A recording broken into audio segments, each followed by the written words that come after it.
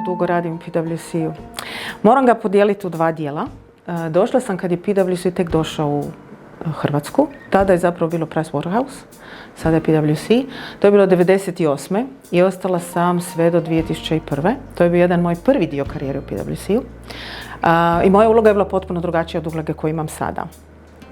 Moj drugi dio je bio 2005. pa sve do sad, gdje se počeo zapravo razvijati HR u Hrvatskoj, a i PwC je paralelno razvijao odjel ljudskih potencijala u tom trenutku. Tako da, ako brojim sve ukupno, je to poprilično dugo.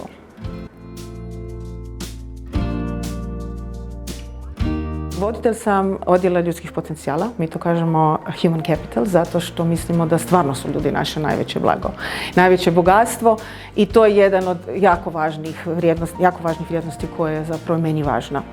Jedan od razloga zašto sam se vratila u PwC je točno to.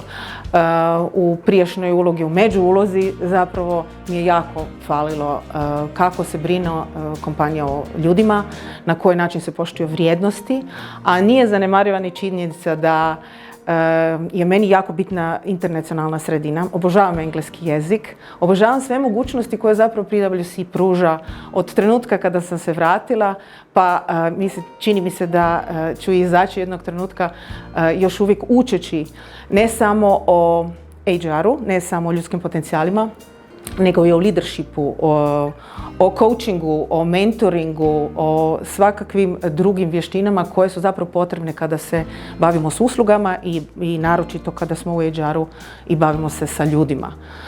Što nam je jako bitno i meni osobno je bilo bitna ta suradnja.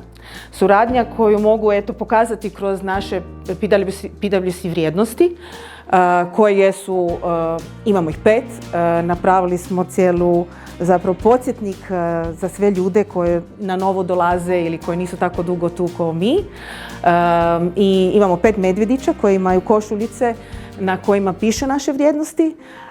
Razlog je da se ljudi stalno podsjećaju šta je najbitnije u suradnji, zašto smo uopće tu u PwC-u, zašto se razvijamo, zašto kreiramo mogućnosti koje onda nudimo naročito mladim ljudima. Mi smo jako mlada firma, ja sam stvarno među iskusnijim ljudima u svojoj poziciji, tako da to ni jedan trenutak ne zaboravimo. Znači, to je izrazito bitna stvar, je odnos među ljudima, kultura.